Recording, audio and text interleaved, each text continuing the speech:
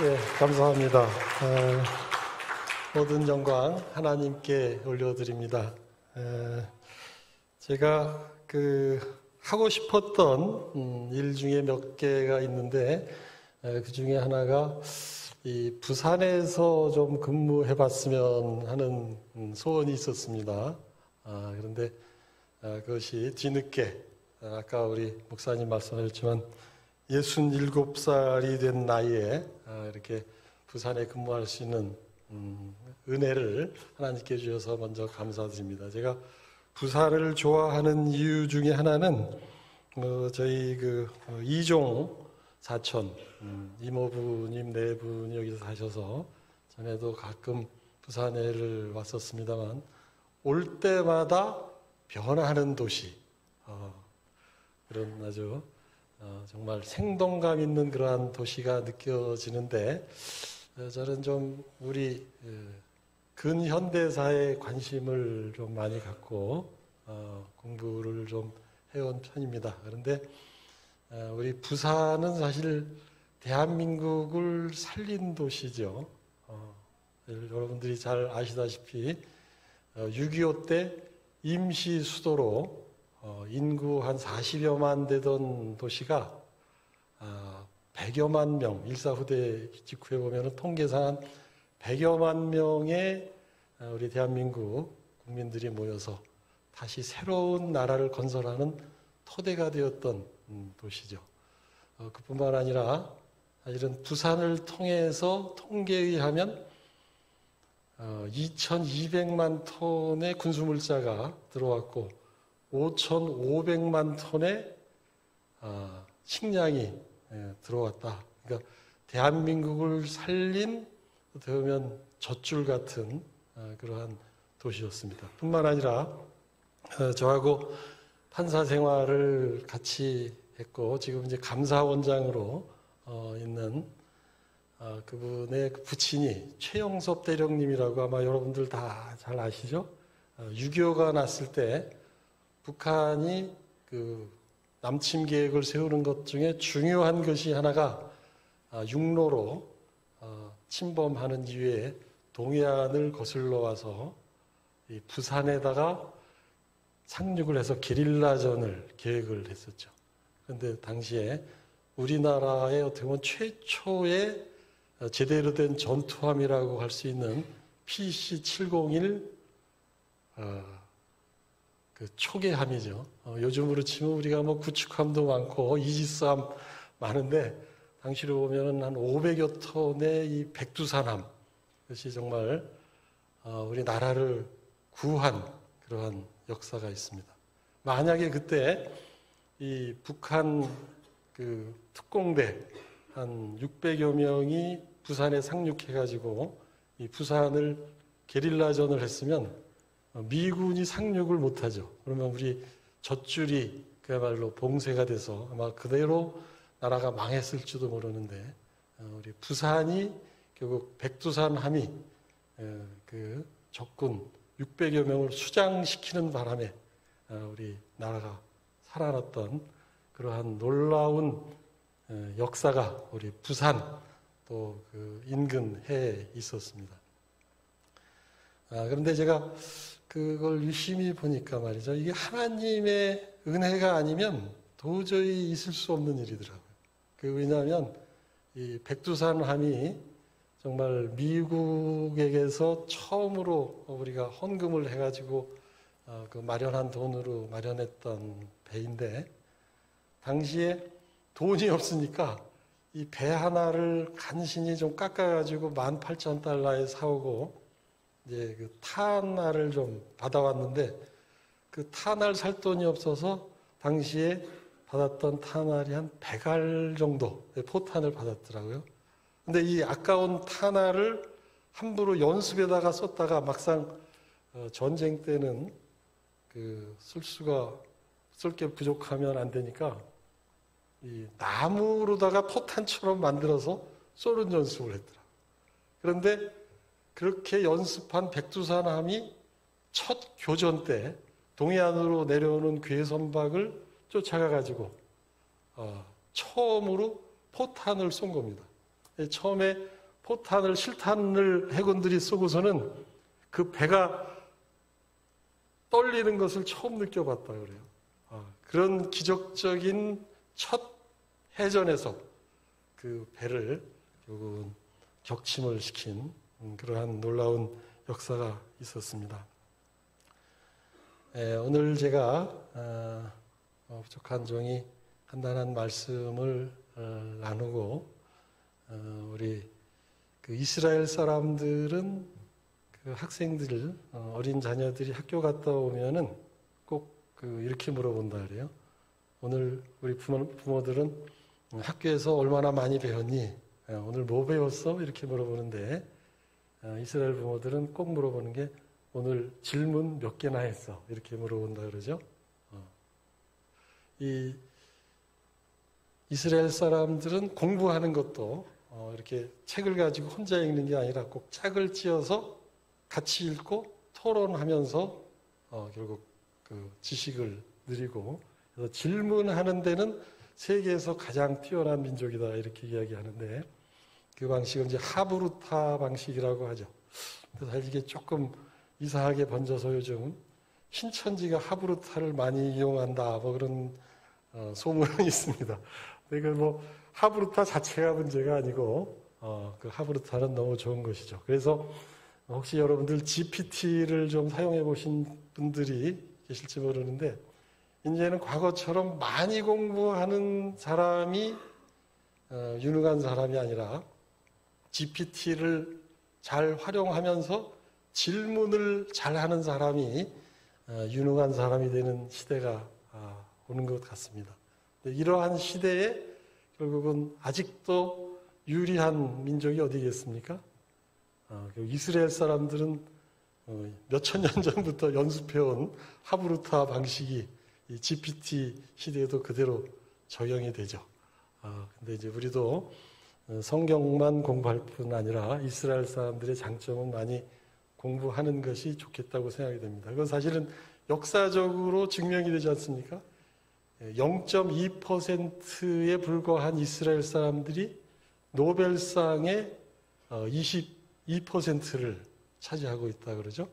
특히 과학기술 분야는 30%가 넘는다 그럽니다. 결국은 우리 부모님들도 이제 자녀들에게 질문을 잘하는 그러한 훈련을 시키시면 좋겠다 이런 말씀을 드리고요. 저도 족하지만 간단히 말씀을 전한 뒤에 혹시 오늘 우리 사실 연세 많으신 분들은 다 겪어오신 일이지만 특히 제가 관심을 갖는 것은 젊은 세대들이 좀 우리나라의 역사와 우리나라에 내리신 하나님의 은혜에 대해서 좀 관심을 가지고 많이 연구하고 그것을 더 확산시키는 것이 중요하다 이렇게 생각이 됩니다. 그래서 끝난 뒤에는 잠시 우리 질문, 하브루타 방식을 응용해서 질문하는 시간을 좀 가졌으면 합니다. 잠깐 기도드리겠습니다. 사랑인과 은혜가 많으신 주님 감사합니다. 오늘 이 귀한 주님의 제단에 어리석고 부족한 종을 세게 하시고 주님께서 허락하신 은혜를 같이 나눌 수 있는 시간을 주심을 감사합니다. 모든 영광 주님께서 받아주시옵시고 부족하고 어리석은 종의 자취는 감춰주시옵시고 오직 주님의 영광만이 드러나고 주님께 감사와 은혜가 넘치는 귀한 시간이 될 수 있게 축복하여 주시옵소서. 감사하며 우리 구주 예수님의 이름으로 기도합니다. 아멘. 제가 좀 젊은 분들이 별로 안 좋아하는 과거 얘기를 좀 시작하겠습니다. 지금으로부터 한 50여 년 전인 1960년대 말경에 국민소득이 100달러가 좀 미치지 않고 한 8, 90달러 수준이었던 것 같습니다. 별다른 천연자원도 없는 가난한 나라가 있었습니다. 이 나라는 2차 대전 후에 패전국인 일본이라는 섬나라의 식민지로부터 해방되었습니다. 그런데 이 해방이라는 것이 어떤 이 나라의 자력, 외교력이나 군사력으로 성취한 것이 아니라 정승 연합국들이 패전 주축국들의 세력을 약화시키려는 징벌적 수단의 하나로서 행해진 독립 정체였던 것입니다. 그래서 제대로 준비하지 못한 사이에 갑자기 해방이라는 선물을 받게 된 이 나라는 분할한 점령국들에 대해서 어떤 발언권도 없었고, 그나마 동서양진영의 그러한 영향으로 조그마한 반도가 두 조각으로 나뉘었습니다.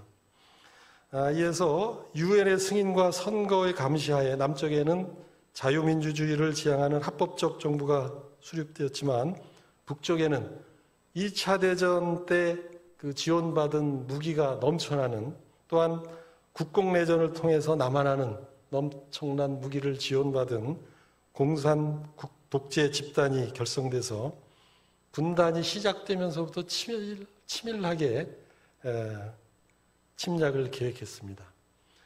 이 사람들의 주력 부대는 국공내전을 거치면서 아주 훈련이 잘된 소위 연한파 이러한 침략군을 중국 공산당에서 지원을 해서 3개 사단 정도를 지원을 했다고 합니다. 그뿐만 아니라 이들은 민중의 마음을 사는 방법도 잘 알고 있었습니다. 일찍이 소수의 지저들로부터 토지를 몰수하고 대다수의 농민들에게 무상으로 분배를 했어 많은 백성들의 환심을 사고 있었습니다. 그래서 선전포고도 없이 기습 침략으로 내전이 발생했고, 이러한 공산주의의 세계적인 확산을 그냥 방치했다가는 큰일 나겠다라고 생각한 자유진영 국가들의 참여로 결국 내전이 국제전으로 확대되었습니다.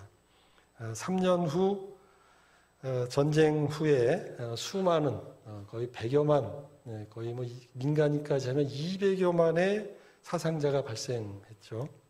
그리고 정전협정이 체결되었으나 국토는 분단되었고, 폐허가 된 이 나라에는 식량, 의복, 주택 등 모든 생필품이 부족한 가난한 나라였습니다. 1960년대 통계상 세계 130여 개 국가 중 경제 수준으로 보면 120위 이하의 가장 가난한 나라. 그 다음에 산업이라는 것이 생산성이 아주 극히 낮은 쌀농사를 종사하는 농업인구가 70% 이상, 인구 밀도는 좁은 땅에 세계 4위, 내세울 만한 아무런 산업이 없었습니다. 당시에 유일하게 세계에 그래도 내놓을 만한 통계치라는 것은 전쟁 시에 합금물자로 쓰는 텅스텐 생산이 세계 수위다, 이런 정도 이외에는 제대로 된 산업이 없었습니다. 그렇지만 북녘에는 동족 상잔을 불사하면서 재침략을 노리는 공산주의 집단이 지속적으로 군비를 강화하면서 호시탐탐 다시 재침략을 노리고 있었고, 이에 대해서는 세계 초강대국 공산주의 국가 소중 두 나라가 지속적으로 도움을 주고 남쪽을 위협하고 있었습니다. 동쪽 바다 건너에는 적대적인, 우리와 별로 사이가 좋지 않은 그러한 나라가 전쟁으로 다시 반사적 이익을 넣어서 부흥을 이루었고, 자유민주주의 진영의 선봉에 서게 되었지만, 이 반도의 국가를 스스로 도와줄 그런 생각은 전혀 없었습니다. 이 나라는 내전과 국방의 필요로 수많은 군대를 보유했지만, 전쟁이 끝난 후에는 이 군대를 어떻게 제대로 처리할 능력도 없었습니다. 그래서 민주화 과정에서 정부가 사회를 유지할 만한 능력이 떨어지자 일찍이 전쟁 중에 선진 국제연합군의 일원으로 편제돼서 외국의 그 선진 행정 능력, 조직 문화를 습득한 군인들이 어떻게 보면 쉽사리 정권을 무력으로 차지하는 그러한 시대가 되었습니다. 아마 이런 비관적인 상황에서 억지로 이 나라에 희망이 있나라는 것을 찾아본다면, 첫째로는 세계 최대의 강대국이 이 공산주의 침략 전쟁을 계기로 함께 피 흘린 친구 국가가 되어서 공산주의 확산을 막는 교두보로 지속적으로 도움을 주고 있었다는 것이 상당히 중요한 하나의 희망사항이었을 겁니다. 두 번째로는 이 나라의 정신세계를 오랫동안 지배해온 전통종교, 불교와 유교가 되겠죠. 이러한 종교는 변화하는 세대에 제대로 적용하지 못해서 결국은 권위를 상실해 갔습니다. 반면에 이 나라를 도와준 강대국들을 비롯한 연합국들은 일찍이 그리스도의 가르침을 따라서 복음을 이 나라에 전했습니다. 그래서 학교, 병원, 사회봉사활동을 통해서 독립운동과 나라의 발전에 헌신하는 지도자들을 끊임없이 양성해 주었습니다. 그래서 이 나라는 아시아에서는 가장 높은 비율의 기독교인이 있었고 항상 기도를 열심히 하는 교인들이 있었다는 것이 아마 이 나라의 중요한 소망이었을 겁니다. 세 번째는 전통적으로 이 나라는 유교적 전통에 따라서 교육을 중시하고 공부를 아주 소중히 여겼죠.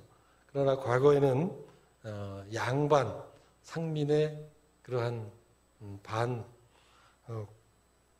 봉건적인 전통이 있기 때문에 아무나 공부하고 싶어도 마음껏 공부하지 못하는 시대가 있었던 반면에 이제 전쟁 직전에는 농지개혁, 또 일제 식민지, 동족 상잔을 거치면서 신분의 귀천이 사실상 세계적으로 가장 없어진 나라가 되었습니다.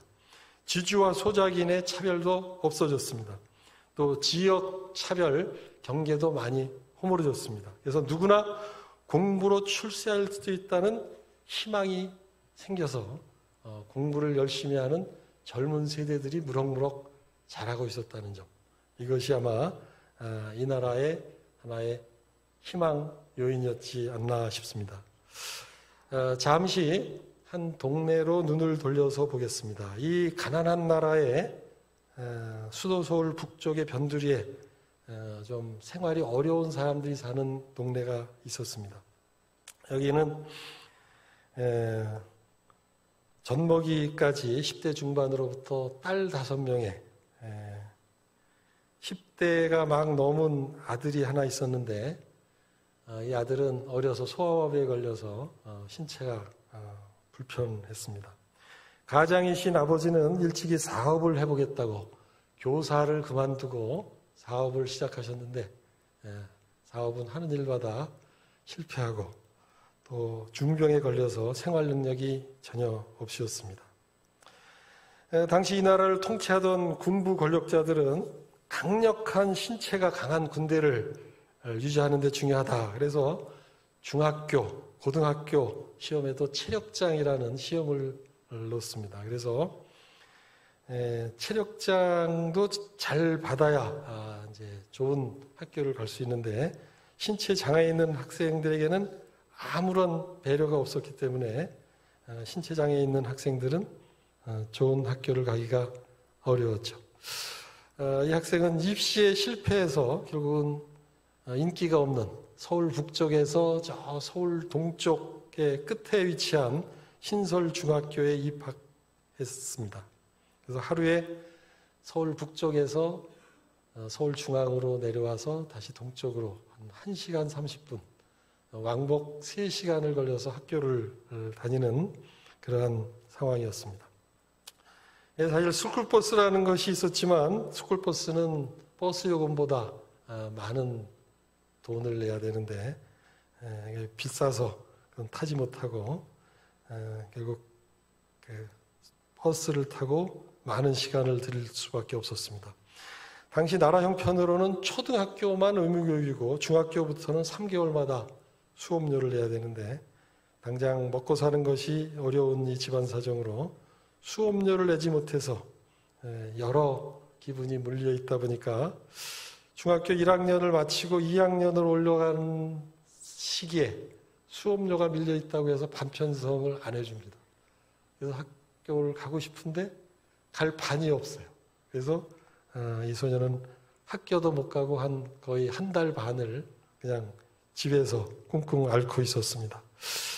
그래도 철은 좀 일찍 나서 이거 공부를 좀 해야 직장을 얻을 수도 있고 이 경쟁사회에서 살아남을 수 있다라고 생각했는데 결국은 학교도 가기 어렵죠. 또 학교 가도 결국 3시간 가까운 시간이 걸리죠. 그래서 답답한 현실에 굉장히 스트레스를 받았나 합니다. 그래서 12지장 궤양으로 하루에 3번 이상씩 통증을 받으면서 고통스럽고 힘든 삶을 이어갔습니다.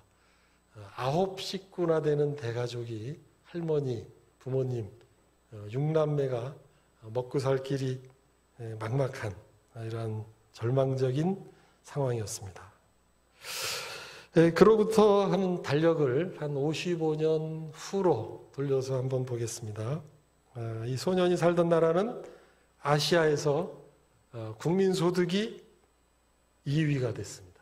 세계 경제상으로는 10위권 내 경제를 만들었고 5천만 명 이상의 인구가 사는 나라 중에는 따져보면 7위의 경제 대국이 되었습니다.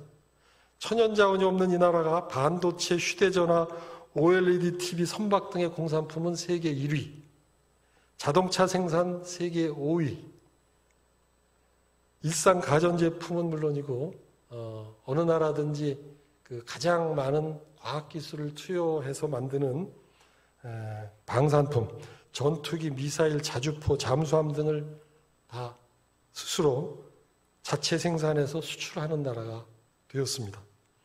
세계에서 가장 앞서간다는 미국과 유럽은 물론 중국에도 가장 많은 유학생이 가 있는 나라가 이 나라가 되었습니다. 국가 예산의 절반 가까이를 원조로 충당하던 나라가 30여 년부터 해외 원조를 시작해서 선진국으로 구성된 원조 국가 클럽에 가입했습니다. 가난하고 절망적인 상황에서 10대 초반부터 질병에 시달리던 소년은 어떻게 됐을까요?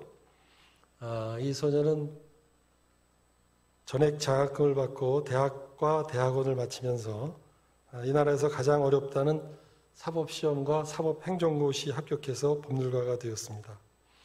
이 소년과 같이 시험에 합격해서 연수를 받은 사람 중에는 대통령도 나왔고 수도 서울시장, 감사원장, 국가인권위원장, 대법관 5명, 헌법재판관 2명, 법무부 장관 등 즐비한 인재가 나왔습니다. 이들의 대부분 어린 시절 가난을 극복하고 이 가난한 나라에서 열심히 공부해서 성공한 사람들이었습니다. 앞서 말한 이 소년은 판사가 되어서 21년 동안 근무하고 11년 동안 변호사를 하면서 어느 정도 생활이 안정되었습니다.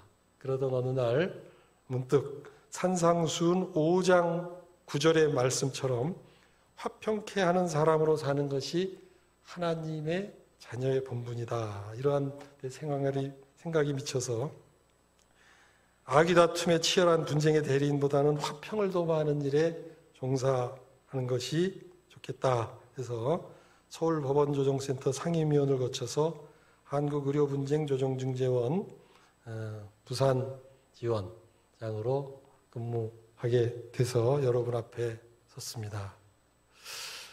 판사 시절에는 국가의 장학금으로 이 나라의 법의 모법국가인 독일에 유학을 다녀와서 초창기에 헌법재판소 연구관으로도 일했고 법과대학 교수를 겸직했고 30여 개 이상의 나라를 여행하고 방문하면서 견문을 넓히고 또한 여러 차례 동남아 각국에 단기 선교 사역을 통해서 복음을 전했습니다.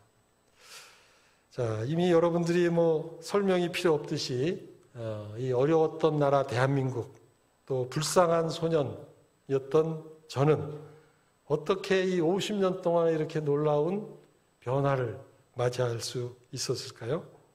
먼저 대한민국의 놀라운 변화와 발전의 원동력을 한번 생각해 보려고 합니다. 한국의 기독교 복음화는 세계사적으로도 유례가 보기 어려울 정도로 빠른 성장을 보였습니다. 선교사님의 한 그 기록에 의하면 1889년 한국에는 74명 정도의 기독교인이 전부였습니다. 그런데 그로부터 한 50년, 40년 후에는 인구의 약 2% 정도인 41만 5천 명이 통계상 기독교인이 있었습니다. 그 후에 유교소변을 거치고 나서 1955년도에는 인구의 약 5% 정도인 110만 명이 기독교인이 되었다고 합니다. 여러분들이 로마의 기독교화에 대해서 혹시 관심이 계신 분은 로마가 기독교 국가가 될 때에 인구 비율이 약 한 7, 8% 됐다 이렇게 이야기를 하죠. 벌써 대한민국이 1955년도경에 로마와 비슷한 정도의 기독교인이 생겨났다 이렇게 되어 있습니다. 그 후에 1987년에는 인구의 약 23%인 1,000만 명, 1992년 통계에 의하면 100년 전에 기독교가 들어온 뒤에 한국 인구의 약 4분의 1에 해당하는 1,200여만 명의 기독교인, 3만 6천여 교회, 6만 7천여 목회자가 시무를 하게 되었습니다. 일찍이 선교사들이 세운 학교에서 선진국의 학문을 배운 기독교인들은 한국의 자주독립, 또 정부 수립, 경제발전, 개방적인 대외협력의 주요 일꾼과 지도자가 되었습니다. 또한 기독교인의 증가는 이 나라의 정치, 경제, 사회, 교육, 문화 각 방면에 영향을 끼쳐서 타인을 존중하고 질서를 지키며 부지런히 일하고 저축하는 습관을 길러주었습니다. 통계상 인구의 4분의 1 정도가 기독교인이라고 하지만 비공식적인 통계에 의하면 한국 고위 공무원의 절반 이상, 또 경제적으로 가장 부유한 사람들이 거주하는 지역의 통계를 보면 약 60%가 기독교인이다. 그런 것으로 알려져 있습니다.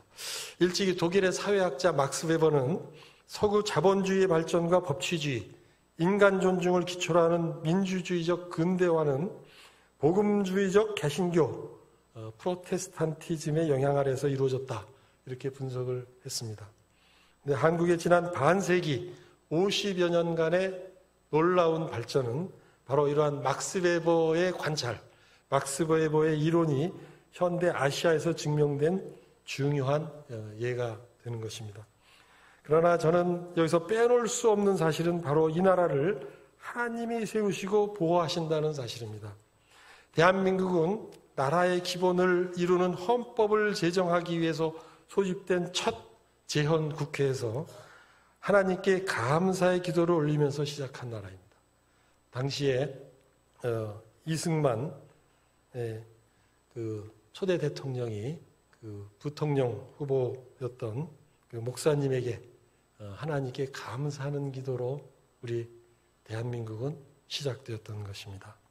이처럼 기도로 시작하고 주님께 순종한 나라와 개인이 시작은 미약하더라도 마침내 주님의 은혜로 창대하게 축복을 받으면서 이웃에게도 복을 나눠주는 일은 역사상 이루실 수가 없이 많았습니다. 이는 우리가 가진 성경책에도 잘 기록이 되어 있습니다. 신명기 28장 1절 말씀에 내가 네 하나님 여호와의 말씀을 삼가 듣고 내가 오늘날 내게 명하는 그 모든 명령을 지켜 행하면 네 하나님 여호와께서 너를 세계 모든 민족 위에 뛰어나게 하실 것이라. 이 말씀이 바로 우리 대한민국에 이루어졌던 것입니다. 여기서 50여 년 전 가난한 소년, 바로 저의 이야기로 한번 또 돌아가 보겠습니다. 저는 초등학교 시절 교회에 다니던 친구를 따라서 주일학교를 다녔습니다. 아버지가 사업에 실패해서 중병에 걸리시고 가족들은 생계대책이 없는 중에도 주일학교를 다니면서 들은 하나님의 말씀은 마음밭에 뿌려진 소중한 생명과 같은 축복이었습니다. 특히 10살 때 여름 성경학교 때 부장 선생님으로부터 들은 말씀은 오래오래 기억에 남아 있습니다. 그것은 하나님께서는 단비가 세상 온 대지를 촉촉히 적시듯이 하나님은 모든 사람에게 다 은혜를 주신다는 겁니다. 근데 그 사람들은 마치 그릇과 같다. 그래서 우리 그릇을 얼마나 크게 준비하느냐에 따라서 똑같이 내려주시는 하나님의 은혜를 많이 받을 수도 있고 또는 적게, 조금밖에 못 받을 수 있다. 또한 중요한 것은 우리의 마음이 누구를 향하고 있느냐라는 것이다. 우리가 아무리 큰 그릇을 준비한다고 하더라도 그 그릇이 하늘의 하나님을 향하지 않고 땅으로 엎어져 있으면 그 긴 장마에도 하나도 빗물을, 은혜의 빗물을 담을 수 없다. 그 말씀은 제게 큰 은혜가 돼서 나는 꼭 하나님을 향한 큰 그릇이 되어야 되겠다라는 것을 저는 항상 생각하게 되었습니다. 한동안 이사를 하고 또 제가 평판이 그렇게 거의 새 신설학교에서 평판이 없는 학교를 다니니까 그 자격지심이 들었든지 별로 친구도 만나지 않고 이렇게 좀 숨어 다닌 적이 있습니다. 그런데 주일날 교회에서 요즘은 종을 안 치지만 옛날에는 차임벨이나 종을 치지 않습니까? 그 종소리를 들으면 어린 때 주일학교 때 다녔던 그 말씀이 생각나면서 빨리 내 앞에 돌아오라 이런 음성으로 교회 종소리가 들려왔습니다. 그래도 이제 용기를 못 내던 차에 마침 새로 교회를 개척하신 전도사님 부부가 우리 집을 신방을 하신 적이 있었습니다. 그래서 아버지도 이제 청년 시절에는 목사님이 고모부셔서 학교를 다니기 위해서 다니시다가 한동안 세상의 뜻을 두고 교회에 발을 끊었다가 이제 중병이 걸리시고 어렵게 되면서 이제 다시 신앙을 회복하시기로 했죠. 그래서 저희 온 가족이 1968년부터 개척교회에 다시 나가기를 시작했습니다. 그래서 우리 장로교회는 이제 굉장히 세례 받으려면 입교 절차가 교육도 많이 하고 하는데 침례교회는 이디오피아 내시가 사도행전에 빌립 집사를 통해서 침례를 즉시 받은 것처럼 신앙 고백만 하면 침례를 줬습니다. 그래서 예수님을 나의 주님으로 모신다는 고백을 하고 12살 때 제가 침례를 받고 정식으로 교인이 됐습니다. 그리고 워낙 개척교회에 일꾼이 부족하다 보니까 중학교 1학년 12살부터 유년주일학교 교사를 시작을 했습니다.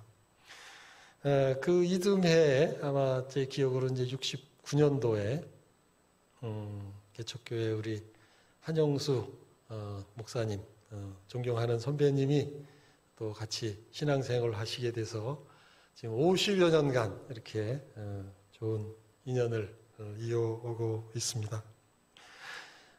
우리 교회에 와서 제가 느낀 것이 우리 개신교회는 목사님의 성품을 많이 닮아간다 그런 느낌을 받는데 우리 목사님은 어려서부터 좋은 말인지 모르지만 애늙은이 그런 이야기가 있지 않습니까?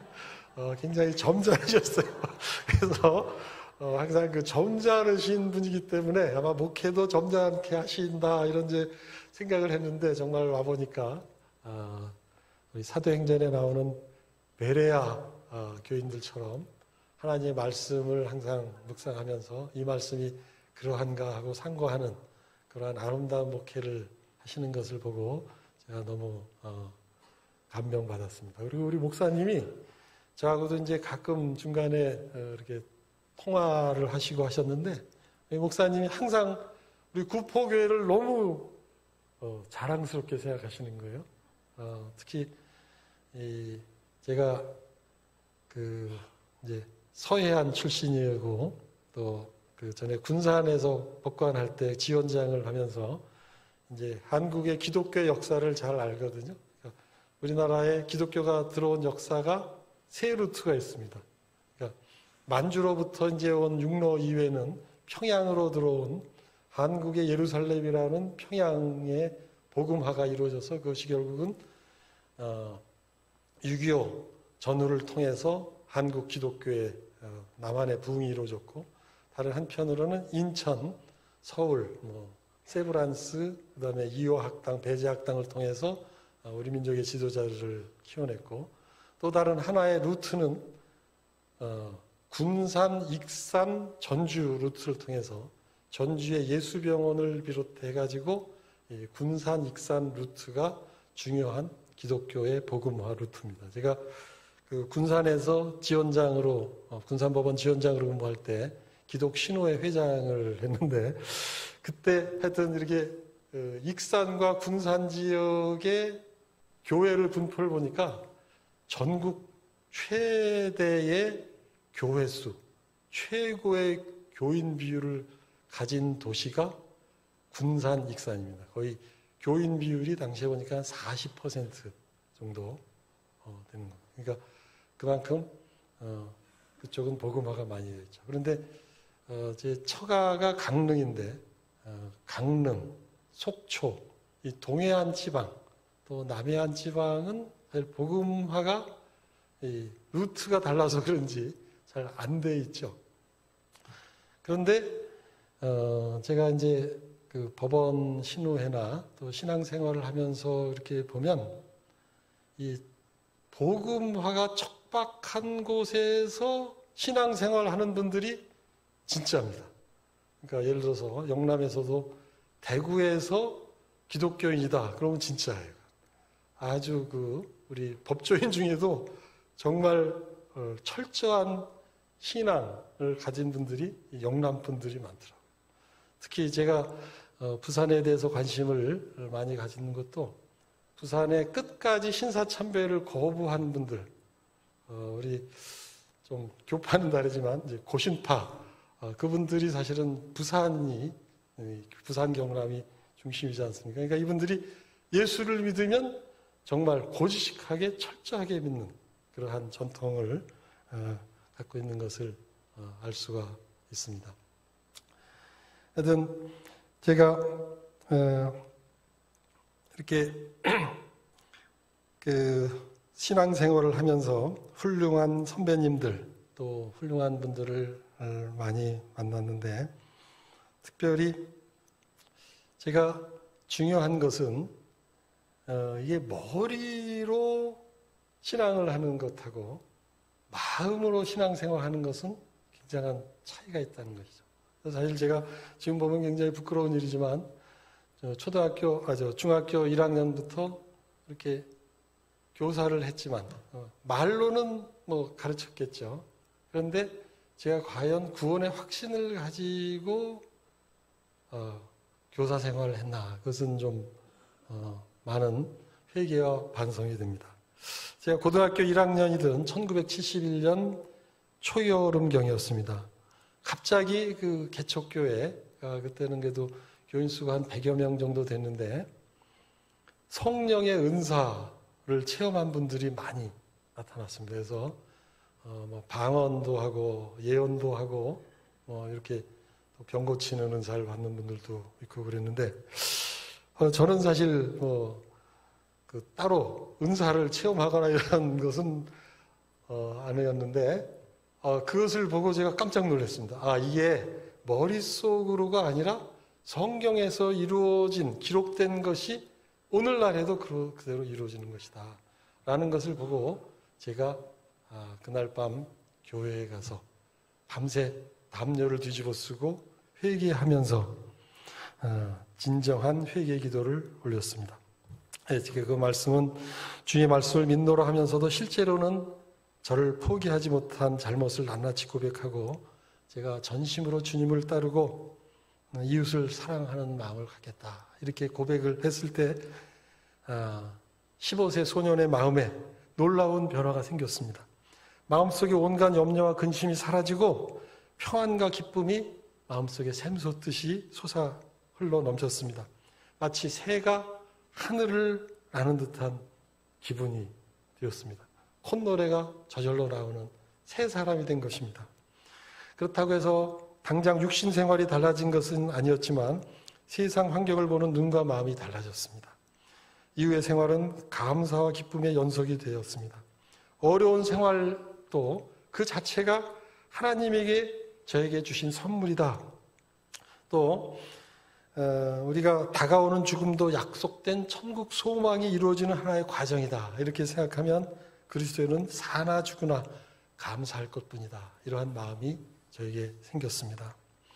때때로 억울한 일도 많이 당했습니다. 신체장애가 있다고 해서 가고 싶었던 국립대학교 의과대학은 애초에 입학을 거부한다. 이런 말을 듣고 이과 계열 처음으로 그때 이제 1974년에 이과 계열을 뽑는데 응시했다가 나중에 신체장애가 있다고 해서 탈락시켰다는 것을 1년 후에 확인하고 엄청 속이 상했었습니다.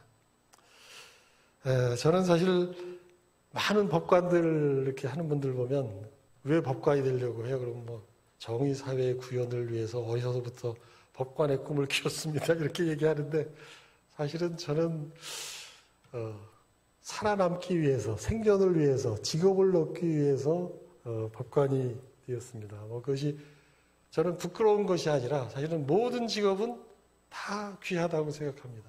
하나님이 다 분량에 맞게 직업을 주셨기 때문에 어떤 직업이 더 귀하고 천한 것은 없죠.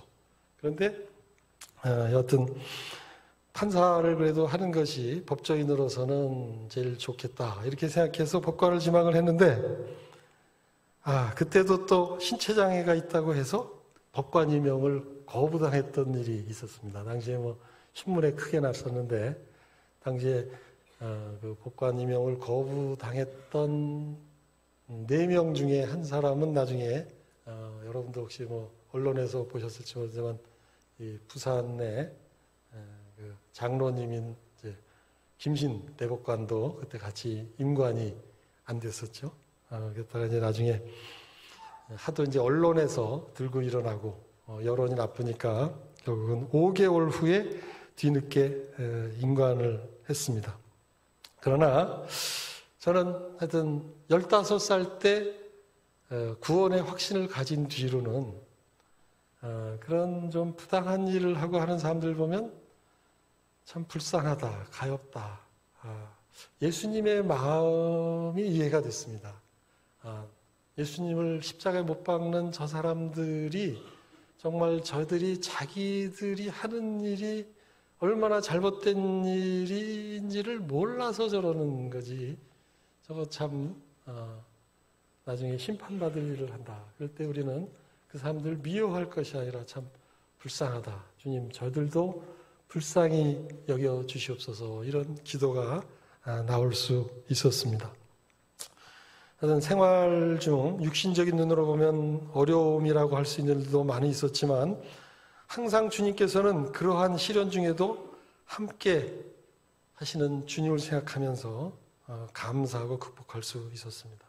그러면 하나님께서는 생각지 못한 제가 생각한 것보다 더 놀라운 길을 은혜 가운데서 마련하여 주셨던 것을 여러분 앞에 고백하고 감사드립니다.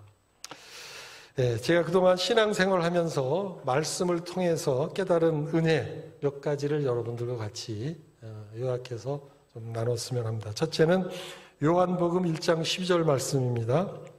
영접하는 자 곧 그 이름을 믿는 자들에게는 하나님의 자녀가 되는 권세를 주셨으니 이 말씀이 저는 중학교 1학년 때부터 너무 좋았습니다. 많은 사람들이 아마 영국 엘리자베스 여왕의 아들 찰스 3세가 세상에서 제일 행복할까 뭐 그러지만 사실은 이 세상 모든 것을 다 다스리시고 창조하셨을 뿐만 아니라 섭리하시는 주님이 우리의 아버지가 되신다. 내가 필요하러 하는 것을 먼저 구하기 전에 알고 계신다. 이것이 얼마나 큰 힘이 되는지요. 그래서 저는 하나님의 아들이 된 것이 이 세상 태어난 가장 큰 보람이고 자랑이다. 이렇게 여러분들에게 말씀을 드립니다.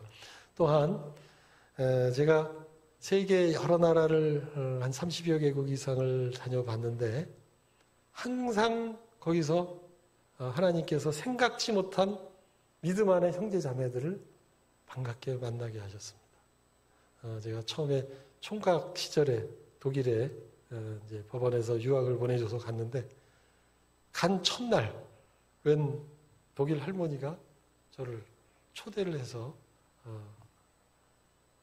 그 1년 내내 거의 그 따뜻한 환대를 받았는데 그 많은 유학생들이 그러더라고요. 아니 우리는 매일 교회 가도 초청하는 사람이 없었는데 어떻게 당신은 가자마자 이렇게 초청을 하냐? 그것도 하나님의 은혜죠. 하나님이 저를 함께 하시는 그런 은혜를 저는 많이 생활 가운데 체험을 했습니다. 또 하나 제가 나누고 싶은 말씀은 제가 고등학교 시절 한문 공부 시간에 배운 글을 하나 좀 소개를 해드리겠습니다. 이게 맹자에 나오는 말인데 남을 사랑해도 친해지지 아니하면 자신의 어진 마음이 부족함을 반성해보고 남을 다스려도 다스려지지 아니하면 자신의 지혜가 부족함을 반성해봐라. 그리고 남에게 예로서 대해도 답례가 없다면 공경하는 마음이 부족함을 반성해 볼 것이다. 무언가 행하는 것이 결실이 없다면 그것을 남에게서 찾지 말고 자신에게서 반성해 볼 것이니 자신이 바로 서면 천하가 다 돌아오게 된다. 이게 맹자님의 천하귀지의 말씀인데 이거 참 굉장히 멋있는 말씀이다.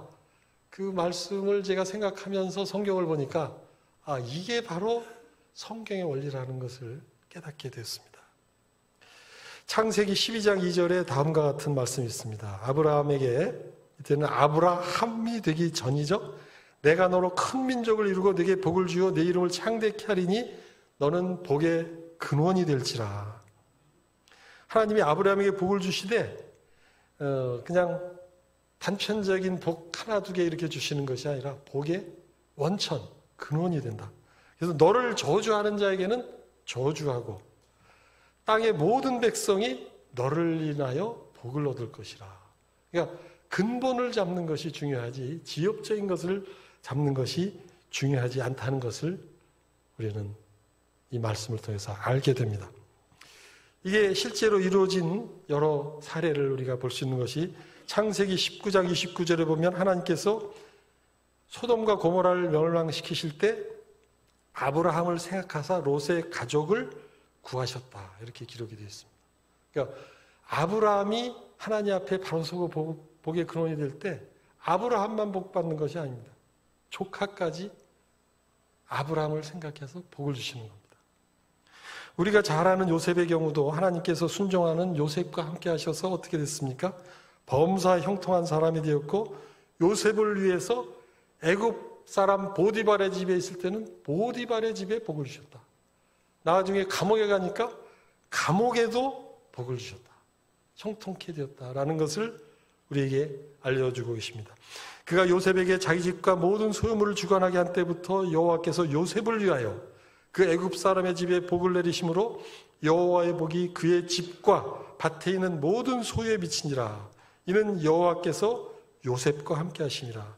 여호와께서 그의 범사에 형통케 하셨더라.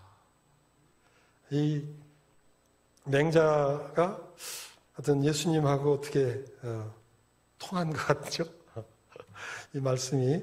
또 사도 바울은 로마에서 한 사람 아담으로 말미암아 죄가 세상에 들어오고 죄로 말미암아 사망이 왔나니 의의 한 행동으로 말미암아 많은 사람이 의롭다 하심을 받아 생명에 이르느니라.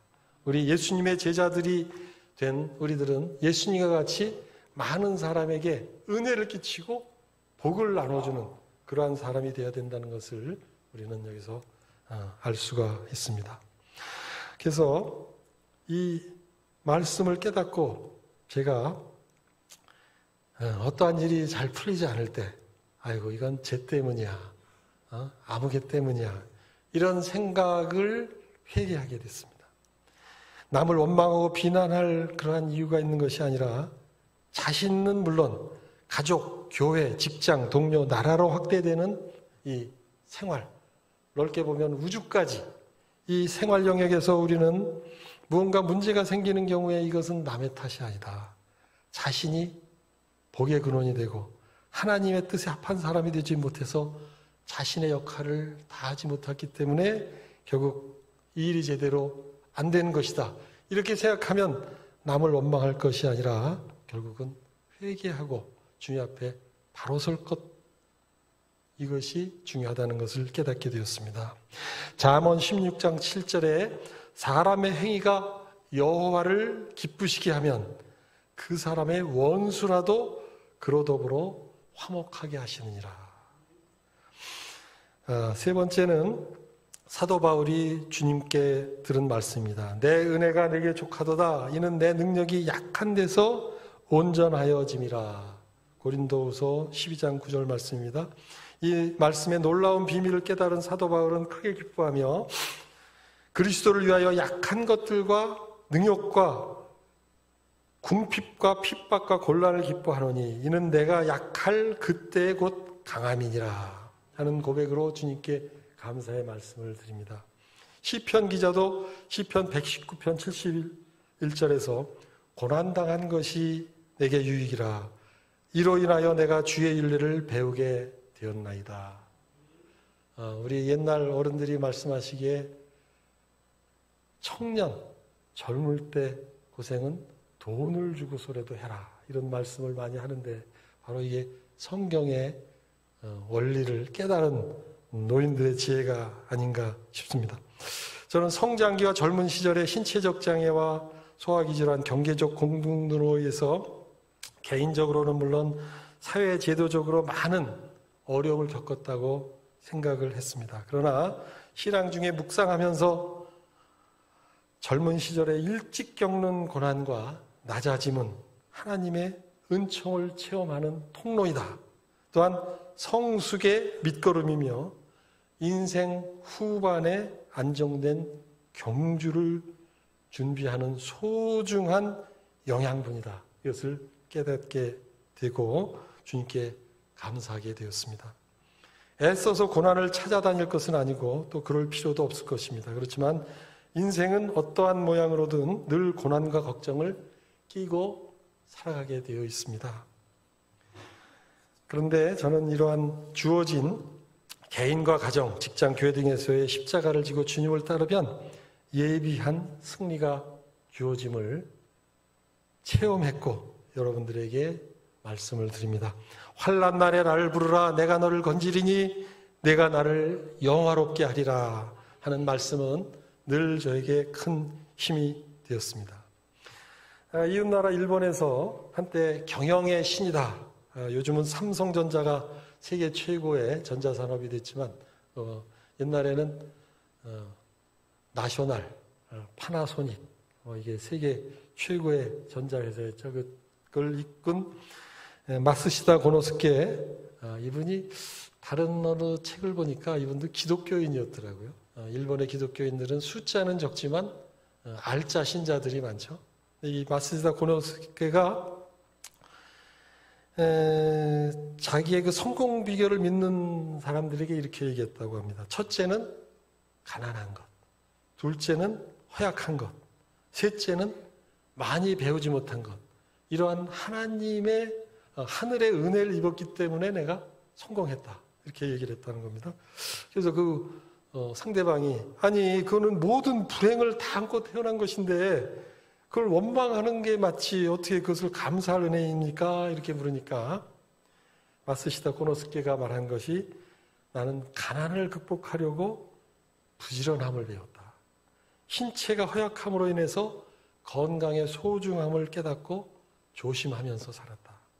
또한 나는 많이 배우지 못했기 때문에 누구에게나 배우려고 노력했다. 그래서 하나님의 은혜를 입은 것이다. 하늘의 은혜를 입은 것이다. 이렇게 답변하였다는 것입니다. 이는 눈을 크게 뜨고 보면 개인뿐만 아니라 국가에게도 같이 적용되는 원리입니다. 우리 한국은 역사상 스스로는 물론 다른 나라까지 잘 살게 만들어주는 이러한 경제 철학이나 사상을 찾기가 어려웠습니다. 뒤늦게 2차 대전 후 개방된 세계로 나왔지만 수출로 국가의 부유함을 창출할 제조업 기술도 없고 경제발전 기초를 다질 소비시장도 없었습니다. 그러나 2차 대전 후 세계 최강국인 미국의 친구 나라가 되어서 선진 시장 경제를 배웠습니다. 그들의 돈과 첨단 기술의 혜택을 받았으며 앞선 교육 제도를 많은 원조를 통해서 이식받을 수 있었습니다. 오랫동안 한국을 괴롭히고 끝내 식민지로 삼았던 나쁜 이웃나라 일본. 일본만 얘기하면 이가 갈리는 사람도 많죠. 저도 일본을 좋아하지는 않지만 사실 냉정하게 보면 일본으로부터는 벼락치기로 발전하는 세계 인류의 제조업 기술을 우리가 전수받은 것입니다. 우리 마산 수출자유지역 기억하시는 분들 계시죠? 사실 거기서 다 우리가 기술을 배웠고 포항제철, 신일본 제철 기술을 그대로 전수해서 우리가 활용할 수 있었던 것입니다.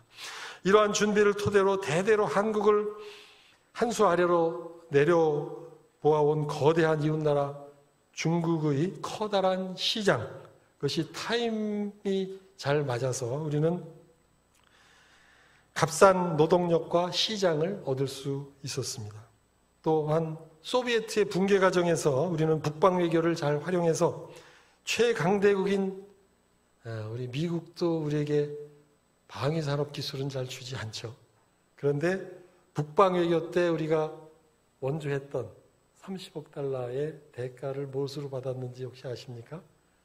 소위 불곰 사업이라 그래서 최첨단 T-80 탱크를 받았는데 그것이 결국 우리나라의 지금 세계 베스트셀러 수출품인 K9 자주포, 그다음에 흑표전차의 토대가 된 겁니다. 또 소련 해체 과정에서 우크라이나를 비롯한 많은 그 기초과학자들을 우리가 많이 활용을 해가지고 결국은 삼성, LG가 지금 세계적인 전자제품 회사가 된 토대는 그 소비에트의 기초과학을 벼락치기로 공부한 것이 엄청난 우리에게 도움이 되었던 것입니다.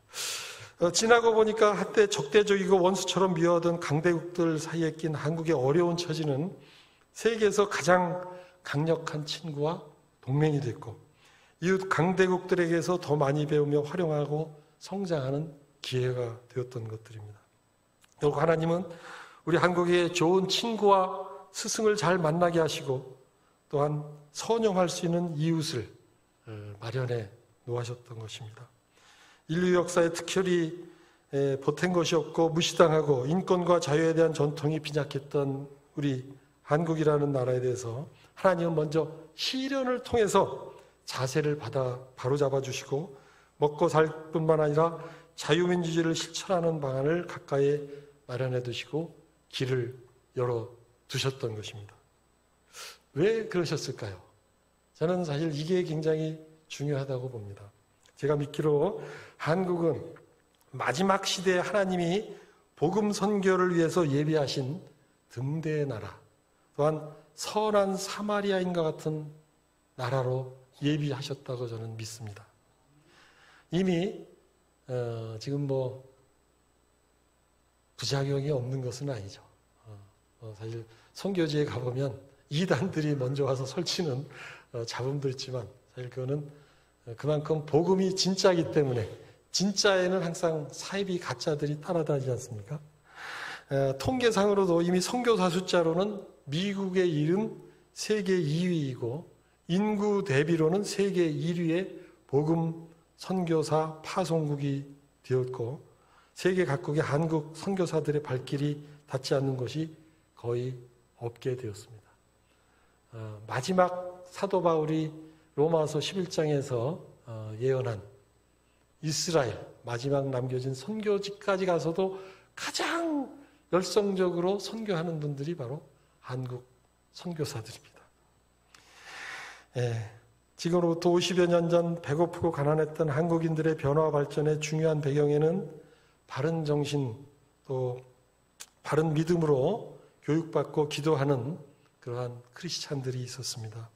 저는 우리나라의 근현대사에서 만국과 자유민주국가의 건국과 위기를 헤쳐나온 과정에는 많은 그 관심이 있었습니다. 그런데 저는 바로 이러한 지정학적 취약점에 일찍이 예비된 그리스도인들이 주연이 되어서 자유민주 국가를 건국하였고 중소 공산국가의 강력한 지원을 등에 업은 북녘 공산주의 무력 집단의 침략을 물리칠 수 있었고 오늘날 세계 경제강국, 문화 콘텐츠 강국으로 부상한 것은 우리를 바로 복음의 선봉대로 세우시려는 하나님의 기적적이고 치밀한 그러한 계획과 은혜임을 믿습니다.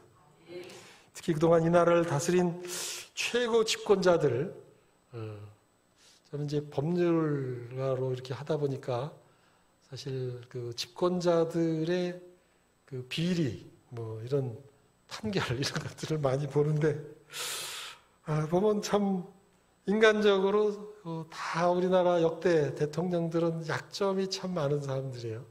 어떻게 보면 보통 사람보다도 도덕적으로는 좀 떨어지는 사람들도 많았는데 감사한 것은 그러한 사람들을 다 하나님께서 약점을 가리고 강점을 발휘할 수 있도록 하나님이 다 활용을 하셨다는 겁니다. 많은 사람들은 그것을 거꾸로 보고 그 사람들을 사람으로서 존경하려는 그러한 이제 생각도 갖는데 제가 보기에는 하나님이 이 민족을 살리고 이 나라를 복음의 등대로 세우시기 위해서 그들을 활용하셨다는 그러한 시각을 저는 갖게 되었습니다. 그래서 그들의 장점을 살려서 시대적 역할을 감당하게 하시고 때가 되자 역사의 뒤안길로 퇴출시키신 것이 모두 다 주님의 놀라운 섭리였습니다. 6.25를 비롯해서 우리나라의 그 위기 상황을 보면 정말 아슬아슬한 때가 너무 많았죠. 그런데 그 모든 것을 사실은 하나님이 기도하는 우리들, 아브라함과 같이 복의 근원이 되는 크리스찬들을 생각하사 오늘날까지 헤쳐나가게 하시고 복 주신 것을 저는 믿고 감사를 드립니다. 그래서 비록 눈에 보이지 않을지라도 역사의 뒤에서 개인과 나라를 가르치시고 인도하시는 하나님의 섭리와 은총을 깨달은 믿음의 사람들이 새로운 역사의 주인공이 되어왔고 앞으로도 그렇게 된다는 것을 저는 믿습니다. 믿음의 형제 자매 여러분 모두 어떠한 환경이나 처지에서 늘 주님의 은혜에 감사하는 그리스도인들이 되시기를 축복합니다. 또한 우리 주님의 축복과 도우심으로 여태까지도 열심히 잘 하셨지만 미래의 복음화에 앞장서는 선한 사마리아인과 같은 역사의 주인공이 되시기를 축원합니다. 감사합니다. 네. 마지막으로 제가 소대 말씀드렸듯이 혹시 질문이 있으시면 몇 가지만 받겠습니다. 사실 이스라엘 사람들은 이렇게 말씀을 드리고 질문이 없으면 저 사람 말 하나도 쓸데없는 말을 했다 이렇게 한답니다. 그래서 제가 한 두세 분만 좀 질문을 주시면 감사하겠습니다. 예. 질문이 없으시면 제가 지명을 해도 될까요? 제가 보니까 저하고 아주 굉장히 친한 분, 유명한 분들이 몇 분 계셔서 그러니까 꼭 제가 드린 말씀이 아니더라도 우리나라의 복음의 미래 또 은혜에 대해서 같이 한번 나누실 말씀이 있으면 감사하겠습니다. 제가 존경하는 우리 한국 최초의 여성 법조인이 여기 장로님으로 계신 것 같아요. 혹시 이태영 장로님 계신가요? 네? 안 계세요? 그러면 제 친구 이봉수 장로님 계세요? 이봉수 장로님 혹시 뭐 질문도 좋고 우리 한국의 미래에 대해서 혹시 어떤 생각을 하고 계신지.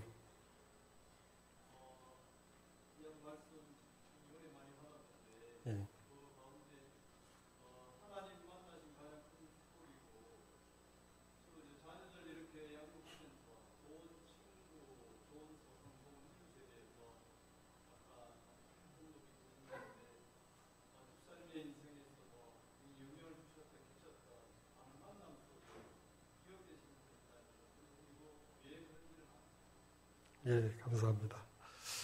우리 중고등학교 때 신앙생활 할 땐 우리 한영수 목사님 많이 제가 그 점잖으신 거 제가 많이 배웠고, 또 우리 한 목사님이 굉장히 여러분들이 잘 아시다시피 진실을 하세요, 그죠?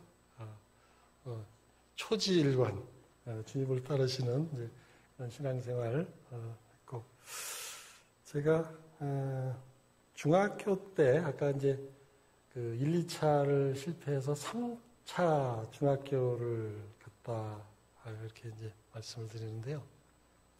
우리 중학교 때 교장 선생님이 제가 이제 건대부중이라는 데를 1회 졸업생으로 나왔거든요. 근데 그분이 참 훌륭한 분입니다. 이분이 휘문고등학교 교장도 하셨고, 그 서울대학교 물리대의 영문학과장이신가 물리대 학장이신가를 하신 분이에요. 근데 그 유석창 씨라고 건국대학교 설립자하고 친구분이셔가지고 노년에 그분을 영입을 해서 이제 새로 학교를 만드는데, 당신의 그 교육 철학대로 한번 학교를 만들어 봐라 이렇게 하신 거예요. 그래서 저는 3차로 이렇게 중학교를 갔는데 교복 없는 학교를 다녔습니다. 그 다음에 나중에 이제 요즘 중학생들은 교복 없죠. 근데 우리는 벌써 1968년에 교복 없는 학교. 그 다음에 무감독 시험. 시험 볼 때 감독이 없었습니다. 그 다음에 무인 판매. 건국대학교에서 이렇게 항상 빵, 우유 이런 걸 이제 파는 걸 이제 가져오는데 아무도 보질 않아요. 그냥 자기가 돈 내고 자기가 가져가는 겁니다. 그러니까 그것을 통해서 가르치려고 하는 것은 결국 인간 존중, 자율성을 존중하는 그러한 학교가 된 거죠. 근데 사실 저희가 따지고 보면 그때 혹시 여기 어르신 가운데 중학교 3차로 가신 분 거의 없을 거예요. 부산도 전기 후기 있고 3차는 정말 어쩔 수 없는 학생들이 가는데, 저희가 졸업한 그 반에서 보면 공부 제일 잘하는 친구는 경기 고등학교 가가지고 판사가 됐고요. 2등 한 친구는 서울고등학교 수석으로 가가지고 교수가 됐고 서울공대에 나와서, 저는 이제 3, 4등 하다가 하여튼 보성고등학교를 하여튼 갔고, 그 다음에 4등 하던 친구는 경복고등학교를 갔죠. 근데 그 친구는 나중에 장관이 됐습니다. 그 주영섭 중소기업청 장관이라고. 그 다음에 이제 아까 저 목사님하고 잠깐 나눴는데 저에게 그 원서를 이렇게 줘서 제가 이제 어렵게 이제 고등학교를 지원을 했는데, 그 친구는 관동대학교 의과대학 학장이 됐죠. 그러니까 한 반에서 이렇게 순서대로 다 잘 되는 일이 드물다. 저는 그게 원래 뛰어난 학생들은 아니었다고 생각해야 됩니다. 그런데 선생님들이 그만큼 열심히 가르쳐 주셨고 또 감화를 받은 거죠. 우리가 남이 이끌어서 공부하는 것이고 이끌어서 훌륭한 사람이 되는 것이 아니라 스스로 자기를 이렇게 개발해서 자율적으로 훌륭한 사람이 되어야 된다라는 그러한 것을 배웠습니다. 그래서 저는 안호삼 선생님 그분을 굉장히 존경하는 그런 선생님이다 이렇게 말씀을 드리겠습니다. 네, 시간이 많이 갔습니다만 혹시 또 젊은 분 중에 혹시 제가 드린 말씀 중에 좀 이상하거나 또 질문이 있으면 청소년 중에 질문을 주시면 굉장히 감사하겠는데 혹시 청소년분의 청년분 중에 안 계신가요? 네, 우리 성경에도 보면 계속 너희 자녀들에게 가르쳐라 그죠? 저도 딸이 셋이지만 젊은 사람들이 정말 필요한 걸 안 배우는 것 같아요. 제가 근현대에서 관심을 갖는 것이 저희 자녀들에게 이게 얼마나 하나님이 기적적으로 이 나라를 세우게 하시고 은혜로 이끌어 오셨는지 그거를 자꾸 가르쳐라. 그래서 여러분들 혹시 뭐 성지순례 일사를 가보신 분들은 이 사람들은 어려서부터 성경을 계속 외우지 않습니까? 여기다가 줄줄 달아가지고 손길을 달아서 14살 때 이제 성인이 되는데 그 성인 되기 전에 성경 몇 독씩 하는 것은 당연하고 저도 뭐 여러 번 봤는데 성경을 통째로 그 머리 좋을 때 외우더라고요. 그러니까 이 사람들이 그 노벨상 받는 것이 결코 우연이 아니다. 하나님의 말씀을 가까이 하고 또 우리 조상들이 얼마나 잘할 때 하나님이 함께 하셨고 잘못할 때 또 그 발을 당했는지 이것을 우리는 지속적으로 가르쳐야 된다. 그러한 생각을 하게 되었습니다.